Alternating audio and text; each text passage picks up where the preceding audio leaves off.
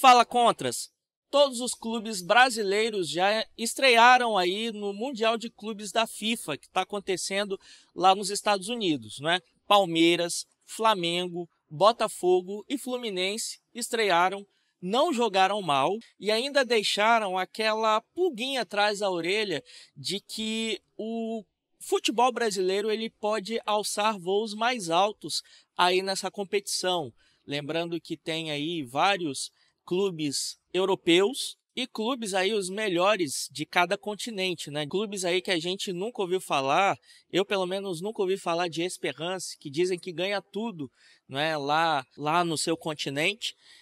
Então são clubes aí são os mais fortes e tem muita crítica a respeito dessa competição, muita gente falando que é uma competição encomendada pela FIFA porque a FIFA está meio que perdendo espaço, poder, né, e dinheiro para a UEFA, né, e a UEFA tem a Champions League, tem um outro produto que não é assim, vamos assim dizer, de primeira linha, mas seria de uma linha secundária, que é a Europa League. Então, o futebol brasileiro ele tem entrado em campo e não tem deixado a desejar. O futebol brasileiro tem conseguido se impor diante dos seus adversários. É claro que, se a gente levar em consideração Seattle Sounds e Esperance, da Tunísia, não são clubes que, vamos assim dizer, têm tradição no futebol mundial, como Flamengo e Botafogo, né, que os enfrentaram em suas estreias. Mas o futebol brasileiro não está deixando a desejar, né? O jogo entre Palmeiras e Porto e também Fluminense versus Borussia Dortmund, que são duelos entre sul-americanos e europeus, e o Palmeiras e o Fluminense não deixaram a desejar. Vale lembrar também, né, o Boca Juniors, que entrou contra o Benfica de Portugal e abriu ali 2 gols de diferença. Tudo bem que deixou o time português empatar e o jogo acabou terminando empatado, mas dá para ver aí que tem uma dificuldade que os times, né, os clubes sul-americanos estão apresentando aí para os clubes europeus. E muita gente, até uma discussão que eu estou evitando, sinceramente eu estou evitando, que é, os sul-americanos não são páreo para os clubes europeus, que os europeus estão no final da temporada, o físico está desgastado e os sul-americanos aí, pelo menos os clubes brasileiros estão no meio de temporada. Então, assim, esse tipo de discussão eu não estou levando muito em consideração, porque é uma discussão que não vale a pena se fazer, né? Não vale a pena se fazer esse tipo de comparação. Tudo bem que, se a gente levar em consideração, né, a questão de que os clubes europeus eles estão ali no final da temporada, né, tem o desgaste físico, ok, isso é algo que realmente tem que colocar na equação, e até, né, nos intercontinentais, porque acontecem sempre no final do ano, e os clubes sul-americanos, né, a gente tem aí os clubes que vencem a Libertadores da América e vão enfrentar ali os clubes de outros continentes, e os sul-americanos estão, né, em sua maioria, no final da temporada. Então o físico está desgastado e tudo mais, e muita gente fala, não, mas o último sul-americano que venceu um clube europeu foi em 2012, foi o Corinthians, e de lá para cá nunca mais aconteceu, hegemonia dos clubes europeus, e, né, não se leva em consideração essa variável, né, de que os clubes europeus eles estão, né, ali no final do ano na metade, né, na metade da temporada, e a gente aqui está no final da temporada, né? Enfim, mas quando é o contrário, aí não, olha, os europeus estão no final, sabe? É um vira-latismo, vou aqui expressar o meu vocabulário para esse pessoal, porque ô povinho chato, hein? Mas vamos lá, eu queria trazer aqui algumas estatísticas bem breves, tá? Para o vídeo não ficar muito longo, a respeito de algumas partidas que aconteceram, né? Palmeiras e Porto, Botafogo e Seattle Sounds, Fluminense versus Borussia e Flamengo versus Esperance. Então, só para a gente analisar como que os clubes brasileiros, pelo menos, eles estão se dando bem aí, né? Pelo menos na estreia, né? Nos jogos de estreia no Mundial de Clubes da FIFA. Então, vamos aqui já dar uma olhada na ESPN, né? No confronto que aconteceu entre Palmeiras e Porto. Então, já está aqui até sinalizado o trecho aqui com algumas estatísticas, né? Alguns números a respeito dessa disputa, né? Dessa partida. Que diz aqui o seguinte, né? Sempre dando o crédito, claro. Acho que é Francisco de Laurentiis, é isso? Ou ele está só falando aqui? Ah, não sei. De qualquer forma, toma aí essa... De qualquer forma, toma aí essa referência aí, Francisco de Laurentiis. Então vamos lá. Ao todo, foram 17 finalizações palmeirenses, 5 certas, contra 11 dos portistas, 3 no alvo. No fim das contas, os torcedores saíram satisfeitos com um bom jogo de futebol que mostrou que a distância entre o futebol brasileiro e o europeu, ou ao menos o português, talvez não seja tão grande assim. Claro que a gente tem que levar em consideração, né, sim, o fim da temporada para eles, o meio de temporada para a gente, mas muita gente, apesar de que o time do Porto, né, é um dos piores aí, muita gente está dizendo isso, que os últimos times que o Porto montou, né, não foram assim tão ruins como esse agora. E parece que o Porto também não se classificou para a Champions League, mas acontece que muita gente colocou o Palmeiras como zebra, né? Muita gente colocou o Porto como um clube que iria amassar o Palmeiras, iria, né, fazer acontecer contra o Verdão. E na verdade foi o contrário, né? Tudo bem que teve ali uma certa disputa entre os dois times, né? Teve ali uma partida bem equilibrada na primeira etapa, no primeiro tempo, mas no segundo tempo só deu Palmeiras. E muitos jogadores do Palmeiras foram elogiados, né, na imprensa esportiva europeia, e isso mostra como que pelo menos o Palmeiras, né, a gente está olhando aqui o Palmeiras, pelo menos o Palmeiras, ele foi muito superior ao seu adversário de Portugal. Então tá aí no primeiro embate entre clube brasileiro e clube, né, europeu, né, clube sul-americano, clube europeu, deu América do Sul, deu Palmeiras, deu Verdão, apesar de que o jogo ficou empatado, né? O goleiro do Porto, apesar de ser reserva, ele catou muito, pegou muito, mas não dá para tirar o mérito ali do time do Palmeiras, que jogou também muito, né? Pressionou muito e no segundo tempo, como eu falei, não deu para ninguém, não teve para ninguém, não teve para Porto, não teve para nenhum português. Foi só o Palmeiras mesmo. E agora a gente vai olhar as estatísticas ou alguns números de Botafogo e Seattle Sounders, que aconteceu no domingo. Vamos lá para a ESPN, nas estatísticas aí de Botafogo e Seattle Sounders, né? Sounders. Pelo amor de Deus, que nomezinho também. Seattle, pronto.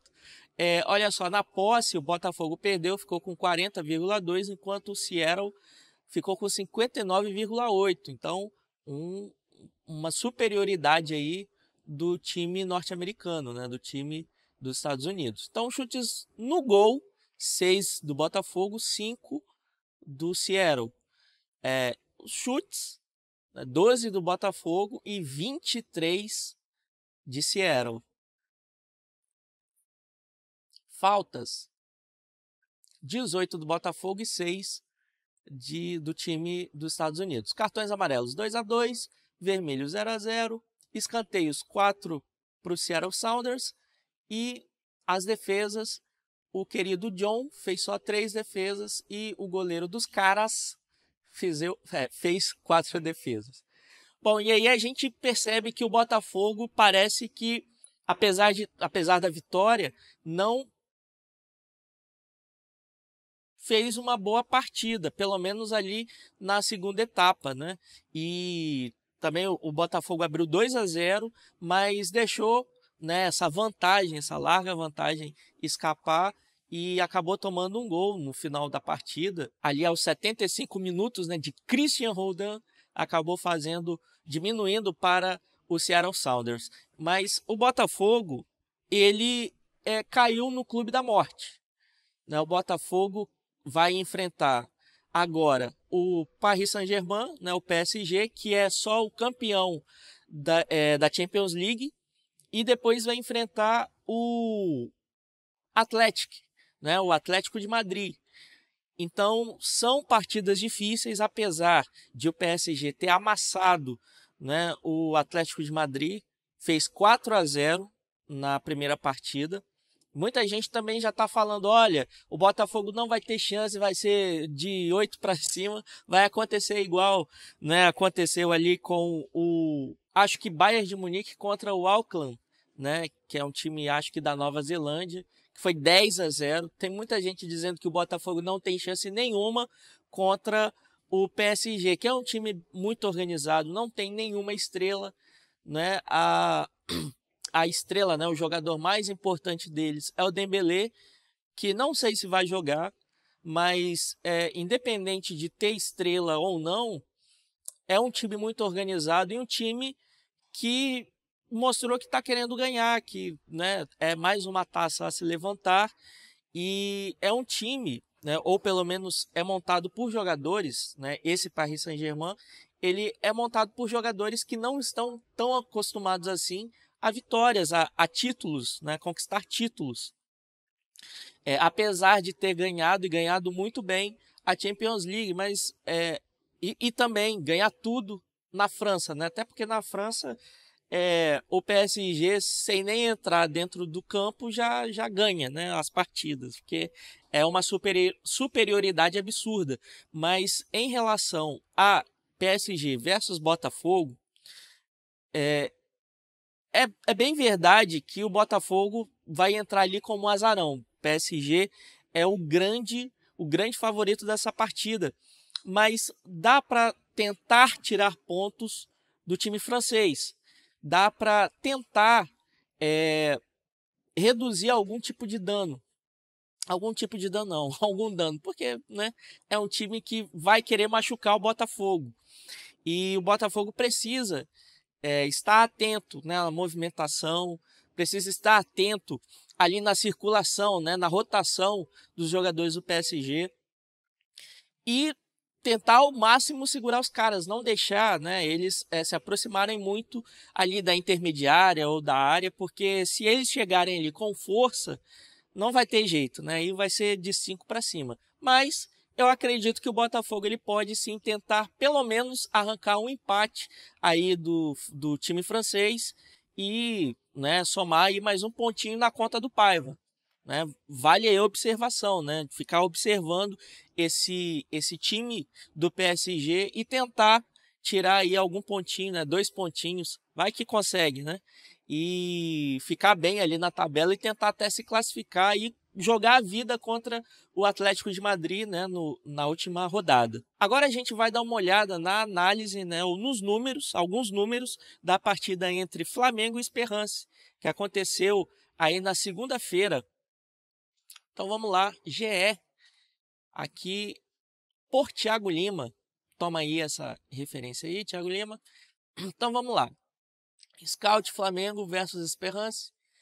Posse de bola, 66 para o Flamengo, 34 para o time do Esperance. Finalizações, 11 do Flamengo, sendo 3 no alvo. 6 do Esperance, sendo 2 no alvo, né? Sendo 2 no gol. Chances de gol, 4 para o Flamengo, 1 para o time da Tunísia. Passes, 671, 91% de precisão, e 288 do Esperance e 78% de precisão. Desarmes, 10 do Flamengo, 15 do Esperance. O Flamengo deu uma bobeada aqui, hein? escanteios 3-3, faltas 20-19, impedimentos 0 do Flamengo e 4 do Esperance. Bom, o Flamengo foi muito superior a esse time, né? Que tentou entrar ali no pensamento de querer também, né, levar um empate. Se conseguisse tirar 2 pontos do Flamengo, seria uma grande vitória para o Esperance, porque é um time que não tem aí, vamos assim dizer, projeção no futebol mundial. Eu, pelo menos, nunca ouvi falar, acho que você também não, mas é um time que entrou ali, né, dava para perceber ali até o gol, pelo menos, que o Esperance não estava fazendo muita questão da vitória, né? Deu para ver que o Esperance entrou para manter o empate mesmo, né? Não sofrer gols, né? E se sofresse gols, né? Se perder de menos. Acho que 2-0 para o Flamengo foi pouco. Acho que o Flamengo podia ter feito mais, sair aí com 3-4-0, porque o Flamengo foi muito superior em relação ao time da Tunísia. E o Flamengo aí tem, né? Tem o Pedro, que é o artilheiro do clube, tem o Jorginho aí, que jogou muito bem. O Jorginho participou dos 2 gols, né, dando passes precisos ali, tanto para o Arrascaeta quanto para o Luiz Araújo. E sem contar que o Rossi, né, o goleiro Rossi, não trabalhou muito também, né, nessa partida. Então o Flamengo, né, foi muito superior ao time aí da Tunísia, conseguiu a vitória, fez, vamos assim dizer, a lição de casa e conseguiu aí 3 pontos, né? E é líder, mas essa liderança é meio ficta, né? Meio fictícia, porque o Chelsea também ganhou, né, por 2-0 e tá tudo empatado, né? Não tem essa liderança do Flamengo, não é para se considerar. Mas a próxima partida é entre Flamengo e Chelsea. E aí a gente vai ver mais um confronto, né, o terceiro aí da competição, entre brasileiros e europeus, entre sul-americanos e europeus. E aí a gente vai ver se o Flamengo, né, como que o Flamengo vai se portar em campo, como que o Chelsea vai se portar em campo. Tem aí comentarista esportivo falando que o Chelsea vai entrar, né, de salto alto, porque, né, eles não consideram muito o futebol de outros lugares. Na verdade, o futebol europeu ele está cada vez mais se fechando, né, entre si. Dá para ver aí que o dinheiro do mundo do futebol ele circula lá mesmo, por lá mesmo. Então, eles estão um pouco se lixando para o futebol do resto do mundo, né? Eles querem mesmo ali o futebol deles, né? Champions League é considerada como se fosse aí, sei lá, NBA para os Estados Unidos, né? O campeão mundial. Não é bem assim, mas pelo menos parece a forma como eles enxergam aí o futebol, né, da Europa. Mas temos que analisar como que o Flamengo ele vai se portar, como que o Felipe Luiz ele vai montar o time para enfrentar o Chelsea aí na próxima partida do grupo, né, o grupo do Flamengo. E é uma partida que vale a liderança, né? E é bom os times brasileiros, né, os clubes brasileiros tentarem a liderança, porque se cair ali na segunda colocação, se classificar em segundo, pode vir pedreira aí já nas oitavas de final. Então o avanço pode ser um pouco complicado. Então é bom ficar de olho aí. É bom que o Flamengo enfrente o Chelsea e vença e ganhe para que o time carioca consiga aí pegar, vamos assim dizer, ter uma vida mais fácil nas oitavas de final e projetar, talvez, quem sabe aí uma semifinal ou até uma final, né? Quem sabe. Agora a gente vai falar sobre o Fluminense, né? Fluminense versus Borussia Dortmund, que aconteceu lá no MetLife Stadium, né? Que é o mesmo estádio onde o Palmeiras jogou contra o Porto. E vamos ver as estatísticas aí. Foi um jogaço de bola do Fluminense. Muita gente falando que não vai sobrar nada para o Fluminense, o Borussia vai amassar aí o time carioca. Não foi isso que aconteceu. Muito pelo contrário, o Fluminense jogou muito bem, enfrentou de igual para igual um time europeu, né? Um time alemão, o Borussia, que é só o rival do Bayern de Munique, né? Só o rival do Bayern de Munique, mas o Fluminense jogou de igual para igual, foi muito superior e só não conseguiu a vitória porque o Everaldo, ele sempre vai ser lembrado aqui nesse canal, lá no Instagram, que levou gancho. Eu queria até fazer aqui uma denúncia, porque o Instagram deu um gancho, né, na nossa página lá no Instagram e também no Threads, porque a gente fez uma zoeira com o Everaldo. Porque, assim, o Everaldo ter perdido aquele gol, na verdade ele nem perdeu o gol, ele desistiu do gol. Ele chegou na cara do goleiro e tocou pro Canóbio, tocou de lado. Como que um camisa 9 faz um negócio desse? Olha, foi uma coisa de louco. Eu tô maluco da cabeça até agora porque o Everaldo fez aquilo. E tem gente que tá falando, não, mas o Everaldo, ele perdeu o cacuete ali de finalizador porque ele meio que jogava como falso 9 no Bahia. Não tem desculpa. Se chegar ali na situação, né, na condição que ele estava e tocar de lado, ele tem que fechar o olho, encher o pé e que Deus o abrace depois. Mas ele nunca que pode, como atacante, como camisa 9 do time, que foi muito superior ao adversário, pegar aquela bola e tocar de lado. Ele tem que chutar pro gol, pelo amor de Deus. E aí vem o senhor Mark Zuckerberg, né, o senhor Instagram, e o senhor Threads também, e dá um gancho na nossa página, porque a gente zoou o Everaldo, que tem que ser zoado mesmo. As próximas gerações do Everaldo têm que saber a palhaçada que ele fez na frente do goleiro do Borussia Dortmund. Vamos aqui olhar as estatísticas do Fluminense e do Borussia, né? Ó, aqui a gente está no... Opa, calma aí. No lance. O lance gosta de um pop-up. Isabela Gianola, muito obrigado, toma aí essa referência. Então vamos lá. Aqui. Desde o começo da partida, o tricolor mostrou superioridade em cima do time europeu. Em números, as estatísticas comprovam. De acordo com os dados do SofaScore, se quiser aí dar uma patrocinada aí no canal SofaScore, tamo junto, hein? O jogo foi marcado pelo domínio técnico do time brasileiro, mesmo com menor posse de bola, 46% contra 54%.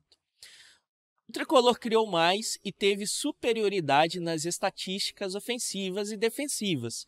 Foram 14 finalizações contra 7 do Borussia, com 5 chutes no gol e 6 dentro da área, além de 7 escanteios a favor.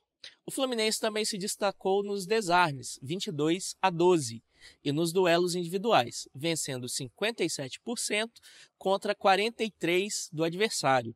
O Borussia, por sua vez, teve ligeira vantagem na posse, mas finalizou menos e criou apenas uma grande chance na partida. Apesar do empenho e da vontade de vencer, a partida terminou em um empate por 0-0, resultado que trouxe frustração para Renate Gaúcho e seus jogadores que sonhavam. O técnico chegou a falar sobre o resultado após o jogo. Bom, tá aí. E, na verdade, ficou 0-0 por causa do Everaldo, que vai ser muito lembrado e muito zoado, pelo menos aqui nesse canal. Senhora Alphabet, aí que tem os domínios do YouTube, por favor, não nos dê gancho, porque a gente vai falar muito desse cara, porque o Everaldo é um brincante, o cara que entregou o jogo, o cara que não quis chutar dentro do gol, e a gente tá aqui muito aborrecido, porque ele deu aquele passe, eu nunca vou esquecer, cara, eu nunca vou esquecer do que o Everaldo fez, cara. Você vai fazer parte dos meus piores pesadelos, senhor Everaldo. Bom, a gente tá aqui vendo os números de Fluminense e Borussia Dortmund, tô tentando me recuperar, onde o Fluminense, a gente viu aqui, né, teve um vasto domínio sobre o Borussia. A posse de bola, né, foi mais do time alemão do que do tricolor, mas em nada. O Fluminense foi um time impecável e arrisco até dizer que foi o melhor brasileiro em estreia aí na competição no Mundial. Porque apesar do Palmeiras, né, também ter enfrentado o Porto e ter se saído muito bem, o Fluminense jogou, né? Parecia que era, sei lá, que era estadual, né? Que era, sei lá, um Fluminense versus um Boa Vista. Porque o Borussia, ele sentiu a pressão. E no final da partida, o goleiro, né? O goleiro alemão, ele até falou, o goleiro pelo menos do time alemão, não sei se é alemão, mas enfim. O goleiro do Borussia, ele falou, olha, eles foram muito superiores a nós. A imprensa esportiva europeia, né, pelo menos a alemã, também destacou isso. Olha, o Fluminense surpreendeu. E tenho também certeza de que muito comentarista aí, canalha, desculpa, é o fator Everaldo, mas muito comentarista aí da imprensa brasileira também deu o Fluminense como um azarão. E assim, que bom que entrou sem ser o favorito, porque nessa condição, pelo menos o Botafogo, se a gente for levar em consideração, o Botafogo venceu, mas sempre tem aquele nervosismo, né, do primeiro jogo, da estreia. O Flamengo venceu também, entrou como favorito, mas o Esperance não dá para dizer que, né, um time forte e tal queria enfrentar o Flamengo de igual para igual. Todos os méritos, tá, ao Flamengo. O Botafogo, né, entrou como um favorito, muito favorito, até porque a MLS é uma liga muito inferior, mas o Botafogo, né, fez a lição de casa, mas sentiu, vamos assim dizer, no final da partida. Agora, o Fluminense foi pressão do início ao fim, roubadas de bola. O Fluminense foi perfeito. O único que não foi perfeito foi o Everaldo. Desculpa. Mas o Fluminense foi perfeito dentro de campo, né? E se o Fluminense, ao enfrentar os próximos adversários, né, nas próximas 2 partidas que vai ter aí na fase de grupos, se o Fluminense entrar dessa forma, a classificação é certa. E lembrando, tem que se classificar em primeiro, porque se o Fluminense se classificar em segundo, pode pegar uma pedreira aí já nas oitavas de final, tá bom? Bom, esse é um vídeo onde eu quis analisar as estatísticas, pelo menos da estreia aí dos times brasileiros. Eu vou fazer a cobertura e fazer mais vídeos aqui sobre o Mundial, então fica ligado aqui, porque os próximos vídeos, enquanto tiver acontecendo o Mundial e enquanto tiver um brasileiro disputando o Mundial de Clubes, vai ter vídeo aqui nesse canal, beleza? Se inscreve lá no Instagram, tá? A gente levou um gancho lá no Instagram por conta de uma zoeira contra o Everaldo, porque ele merece muito ser zoado. Mas se inscreve, mas siga a gente lá no Instagram, segue a gente também no Threads, segue a gente também no Twitter, né? O Twitter a gente usa muito pouco, mas segue a gente lá também. Vamos fortalecer aí essa comunidade, a comunidade contra a Rapa, e vamos contra a Rapa, beleza? Deixa seu like, se inscreve no canal e também deixa um comentário. O que você achou da estreia dos clubes brasileiros no Mundial de Clubes da FIFA, beleza? Até o próximo vídeo!